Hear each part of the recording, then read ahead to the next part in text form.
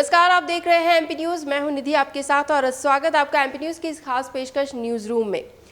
उपचुनाव को लेकर मध्य प्रदेश के 28 विधानसभा पर मतदान संपन्न हो चुके हैं और अब परिणाम 10 नवंबर को आने वाले हैं। लेकिन परिणाम से पहले ही बीजेपी और कांग्रेस एक दूसरे पर हमलावर है और इसी दौर में पूर्व मुख्यमंत्री कमलनाथ का एक ट्वीट काफी चर्चाओं में है, जिसमें उन्होंने कहा कि भाजपा इस उपचुनाव के परिणाम से पहले ही षड्यंत्र रच सकती है।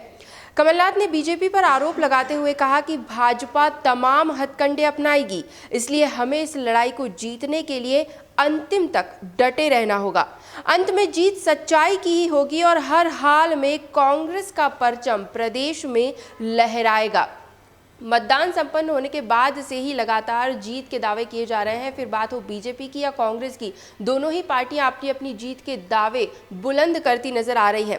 वैसे इस ट्वीट के पहले कांग्रेसियों का आभार व्यक्त करते हुए कमलनाथ ने कहा कि लोकतंत्र और संविधान की रक्षा के लिए, पार्टी की मजबूती के लिए और गद्दारों को सबक सिखाने के लिए जिस तरह आपने अपना अमूल्य योगदान दिया है वह काबिले तारीफ है। तो अपने पार्टी के मेंबर्स का, कार्यकर्ताओं का आभार व्यक्त किया पूर्व मुख्यमंत्री कमलनाथ ने और साथ ही साथ अपनी जीत का दावा भी करते नजर आए।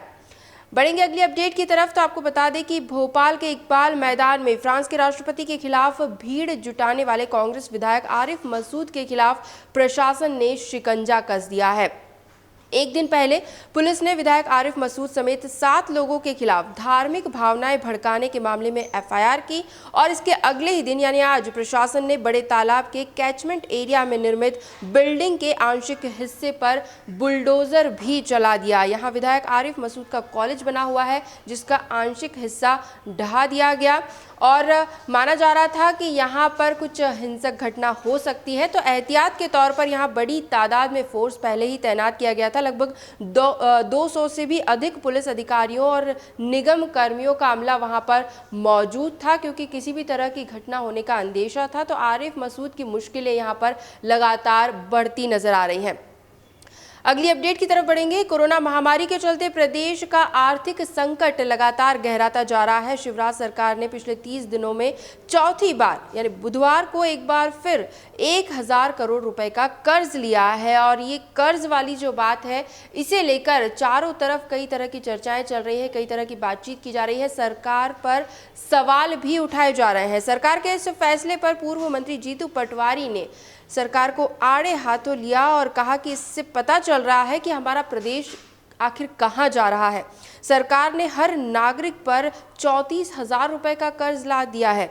हजारों का कर्जा वो भी बार बार लिया जा रहा है। हालांकि सरकार अपनी सफाई में ये कह रही है कि कोरोना महामारी के चलते ही प्रदेश में आर्थिक संकट गहराया है और कई जगह से ये भी कहा जा रहा है कि ये जो पैसा लिया जा रहा है, जो कर्जा लिया जा रहा है, वो प्रदेश के विकास के लिए ही लिया जा रहा है। वैसे सरकार पर निशाना साधते हुए पूर्व मंत्री जीतू पटवारी ने भी एक ट्वीट किया है, वो भी काफ़ी चर्चाओं में है और इस पर खास तौर पर एक लाइन जो है उस पर विशेष ध्यान दिया जा रहा है। कहा जा रहा है, मध्य प्रदेश बना सबसे कर्जदार प्रदेश। ये एक जो लाइन है ये हैशटैग के साथ वायरल हो रही है सोशल मीडिया पर, लेकिन सरकार फिलहाल इस कर्ज को लेकर सवालों के घेरे में है। अगली अपडेट की तरफ बढ़ेंगे। मतदान के बाद एक बार फिर मुख्यमंत्री शिवराज सिंह चौहान एक्शन मोड में नजर आ रहे हैं। बुधवार के दिन की अगर हम बात करें तो उन्होंने कई बैठकें की और कई महत्वपूर्ण दिशा निर्देश भी जारी किए।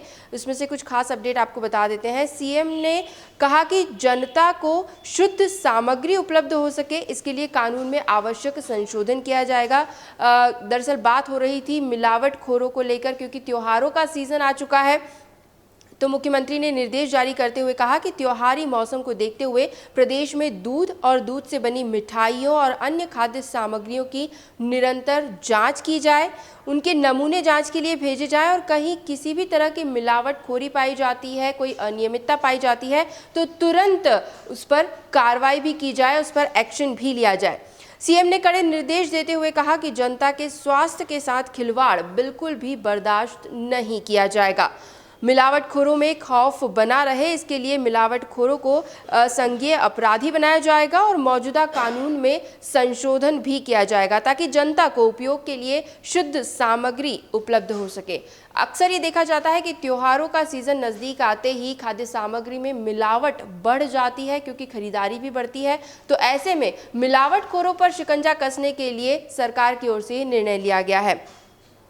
अगली अपडेट आपको बता दें, मीडिया से रूबरू हुए गृह मंत्री नरोत्तम मिश्रा और कई मुद्दों पर उन्होंने अपना पक्ष रखा है। सबसे पहले आपको बता दें, बिहार में चुनावी सभा के दौरान कांग्रेस नेता राहुल गांधी द्वारा ईवीएम को एमवीएम यानी मोदी वोटिंग मशीन बताया गया था।